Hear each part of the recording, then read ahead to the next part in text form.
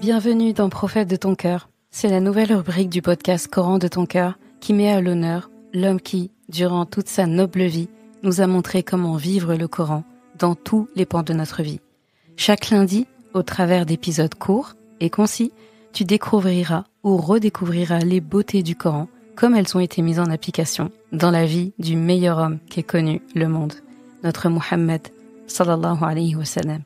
De quoi bien débuter ta semaine, comme s'il était avec toi, sallallahu alayhi wa sallam. Muhammad, khayru khalqillah, sallu ala rasulillah, habib al-Mustafa. Assalamu alaikum wa rahmatullah. Alors, à l'approche du mois de Ramadan, que dis-je? Est-ce qu'on parle même de proche? Il est là, quasiment. Et c'est notre dernier épisode de Prophète de ton cœur avant le mois de Ramadan. Alors aujourd'hui, je voudrais nous inviter à réfléchir à notre relation avec ce mois de Ramadan et à puiser dans l'exemple de notre prophète sallallahu alayhi wa sallam qui se languissait de l'arrivée de Ramadan. C'est pour ça que j'ai appelé cet épisode « Se languir du mois de Ramadan ». Parce que c'est précisément l'état d'esprit en fait qu'on devrait cultiver en ce moment. Ce hadith il y a un hadith qui est rapporté par Anas ibn Malik où le prophète sallallahu alayhi wa sallam disait à ses compagnons au début du mois de Rajab, donc il y a Ramadan, avant il y a Sha'ban et avant il y a Rajab. Et il disait: Oh Allah, bénis-nous dans le mois de Rajab et dans celui de Sha'ban, et fais-nous atteindre le mois de Ramadan. Hadith rapporté par Ahmed et At-Tabarani.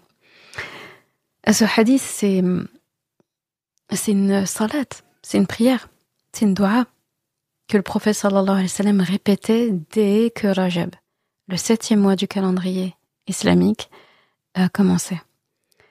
Ce n'est pas juste un souhait, là, un vœu comme ça qu'il a formulé. C'est une véritable anticipation de Ramadan. Ici, il pose les fondations, en fait. Il anticipe un voyage. C'est comme quelqu'un qui voyage dans 2 mois et il a déjà tout prévu. Tout est organisé. Tout est organisé, il se met en condition. Et on ne parle pas de n'importe quel voyage. Il faut imaginer un voyage où on va faire un marathon dans ce voyage. Un voyage où en fait on va tout remettre tous les compteurs à zéro. Un voyage où on va se retrouver. Un voyage où on va se redécouvrir. Un voyage où on va se réformer. Un voyage où on va beaucoup pleurer parce qu'on va se rappeler de tous nos manquements. Un voyage où on va cultiver beaucoup d'espoir parce qu'on a envie de repartir sur des bases saines. C'est de ce voyage-là qu'on parle. Et Rasulullah sallallahu alayhi wa sallam le démarrait bien assez tôt, mais il nous a demandé de commencer à bien nous concentrer dès le mois de Rajab. Donc Rajab est passé, Sha'ban est en train de finir, walhamdulillah, ça ne veut pas dire que c'est trop tard, ça veut juste dire que Ramadan est là, et que si tu écoutes cet épisode, c'est que vraiment il y a de quoi faire, et Allah subhanahu wa ta'ala te veut du bien en te faisant entrer dans le mois de Ramadan. Et donc voilà, c'est comme je disais, c'est une anticipation, cette dua du prophète sallallahu alayhi wa sallam, mais comme un voyageur qui compte les jours avant de retrouver une destination qu'il chérit et qu'il attendait avec impatience. Et donc pourquoi se languir de Ramadan? Pourquoi? La question elle est évidente, la réponse est évidente, mais pourquoi? Le prophète sallallahu alayhi wa sallam a dit en fait que le mois de Ramadan, c'est un mois qui est une occasion unique. C'est une aubaine, et sa préciosité se ressent à travers un facteur, c'est qu'il est là qu'une fois par an. Donc quand on termine un mois de Ramadan, on n'a même pas la certitude d'atteindre le suivant.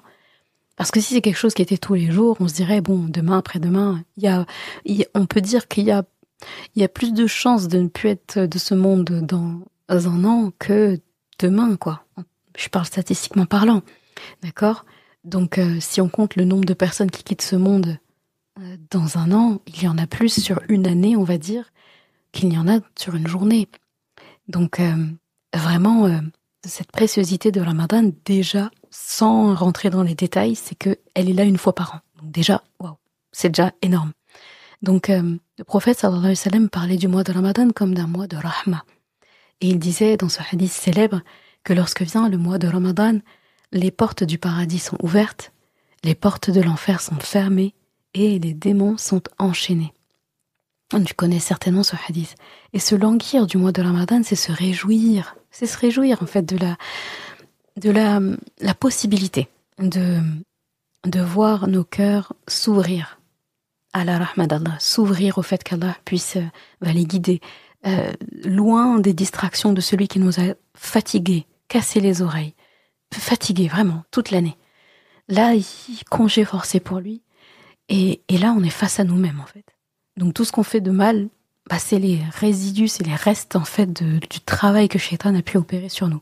Donc c'est l'occasion de faire la vidange, nettoyer, contrôle technique, tout ça. Et de redémarrer comme ça, quand Shaitan sera désenchaîné, relâché, là on dira, écoute, tu vas pas me le faire à l'envers là. Hein. J'ai avancé, j'ai progressé, j'ai nettoyé tout ce que tu as installé là. On va pas redémarrer dès maintenant tes bêtises, d'accord ? Et garder un rythme et le cap jusqu'au Ramadan suivant. Parce qu'on est des êtres humains, comme une voiture. On peut pas demander à une voiture neuve qui vient juste d'être vidangée tout bien, de tenir 1 an sans être à vidanger, quoi. On l'utilise entre-temps, donc on va se tromper. Allah nous a prévenu, Rasulullah sallam nous a prévenu qu'on est par définition des êtres qui nous trompons, mais il nous a donné un effaceur pour ne pas se retrouver justement au prochain Ramadan, au prochain contrôle technique avec trop de choses à réparer et sortir finalement du contrôle technique, je suis encore dans ma métaphore, avec obligation de réparer, etc. Le véhicule qui peut pas être en circulation parce qu'il y a trop de problèmes, quoi. Donc, se languir de Ramadan. C'est un mois de rahma, c'est un mois aussi de pardon. On peut pas parler de mois de Ramadan sans parler du pardon. Le prophète sallam disait que quiconque jeûne le mois de Ramadan avec foi et en espérant la récompense d'Allah, eh bien ses péchés passés lui seront pardonnés. C'est quelle meilleure motivation que ça, de vouloir accueillir le Ramadan avec impatience. Juste le pardon, c'est déjà énorme. Moi, si on me disait juste le seul but de Ramadan, c'est de se faire pardonner, je prends. Juste là, je prends. Et il se trouve que Ramadan, c'est pas que ça. Donc, alhamdulillah. C'est un mois pour se reconnecter à Allah subhanahu wa ta'ala. Tout simplement. C'est le mois, en fait. C'est le rendez-vous pour se reconnecter le plus profondément avec Allah subhanahu wa ta'ala. Ramadan, c'est une opportunité de travailler ce lien avec Allah, de l'arroser, de le faire fleurir, de le cultiver, comme on cultive un beau champ, un jardin, voilà, de belles fleurs, etc., un beau potager. Et ça se fait à travers la prière, à travers la récitation du Coran, à travers les doigts, à travers le jeûne, à travers tout acte d'adoration qui fonctionnera. Et le prophète sallallahu alayhi wa sallam, dans sa préparation spirituelle au mois de Ramadan, c'était pas seulement, il voyait pas, c'est pas seulement le mois de Ramadan qui était précieux pour lui, c'était aussi ce qui précédait. C'est pour ça qu'il a parlé de Rajab et de Sha'ban. Et c'est pour ça qu'il parle du temps avant. C'est comme quand on fait un beau voyage qu'on a envie de faire, c'est pas quand le jour où on prend l'avion, on prend le bateau, on prend le train, la voiture, le vélo, peu importe, c'est pas à ce moment-là que le voyage il commence à être trop bien. C'est la préparation avant. Si on te disait de te souvenir que du voyage et d'oublier toute la préparation avant, non. Il y a des bons moments dans la préparation avant, ne serait-ce que le moment où on a su qu'on pourrait voyager, le moment où on a réservé les billets, le moment où on a commencé à préparer nos affaires, le moment où on a acheté ce cadeau qu'on voulait donner par exemple à une personne à la destination où on va aller. C'est tout ça en fait qui est agréable. Le prophète sallam nous demande en fait d'aimer presque autant la préparation, le avant Ramadan, pour pouvoir mieux apprécier même Ramadan. Ça va ensemble en fait. Et le prophète sallallahu alayhi wa sallam intensifiait ses actes d'adoration avant Ramadan, vraiment pour se mettre en condition. Et par exemple, le mois de Sha'ban, Aïcha, son épouse radiyallahu anha, notre mère Aïcha, disait, le prophète sallallahu alayhi wa sallam jeûnait tellement pendant le mois de Sha'ban. D'accord, il avait déjà l'habitude de jeûner les lundis, les jeudis, les jours blancs, donc les jours de pleine lune. Mais elle dit qu'il jeûnait tellement au mois de Sha'ban que nous pensions qu'il ne romprait jamais son jeûne. D'accord, ça c'est un hadith de Ummuna Aïcha. Et donc cette pratique-là, ça nous enseigne que pour pleinement savourer Ramadan, il faut essayer de s'y préparer avant. spirituellement, physiquement, mentalement, tout ce que tu veux, avant. Comme si on prépare un marathon. Je pense que quand on prépare un marathon, c'est pas la veille ou le jour du marathon qu'on prépare ses affaires, qu'on prépare son cardio, qu'on prépare son corps, qu'on prépare tout, en fait, son mental, c'est avant. Il y a des gens, ils préparent des marathons 1 an avant, peut-être même encore plus, 200 avant. Donc, comment est-ce qu'on peut se préparer, nous, à accueillir Ramadan? Faire du nettoyage. Ramadan lui-même est un nettoyage, mais on peut préparer ce nettoyage. C'est comme quand tu veux faire un grand ménage de printemps ou quoi que ce soit, tu anticipes.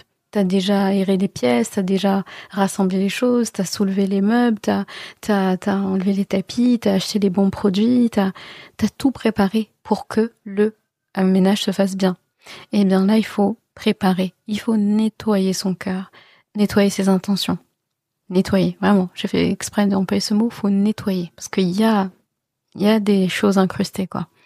Il faut commencer par faire le bilan de nos péchés. Tu vois, ces bilans qu'on n'a pas envie de faire. Les bilans de nos péchés, les bilans de nos bassesses, de nos faiblesses, de nos manquements.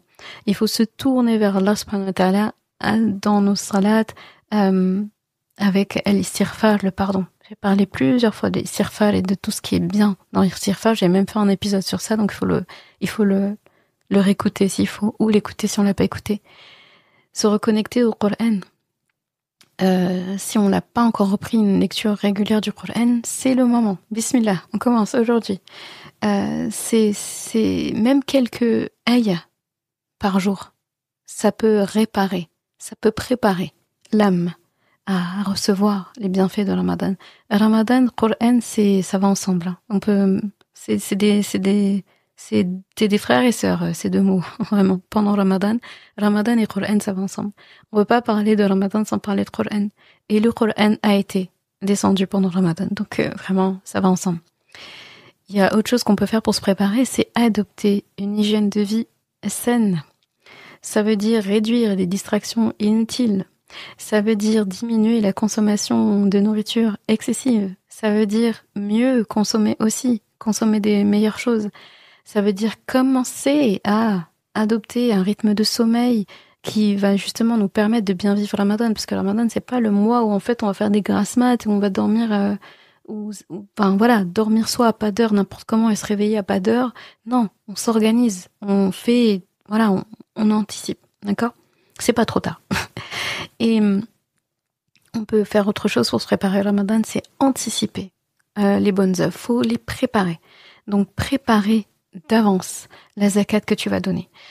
Peut-être que tu veux prendre le plan où tous les jours tu donnes un peu quelque chose. Tu anticipes. D'accord? Les gens, ils aiment bien faire des plans financiers, des plans de paiement par là, regarder une mensualité, comment ils font ça, ou bien leur épargne. Ouais, ils veulent acheter tel produit, et bien tous les jours, ils ont un objectif.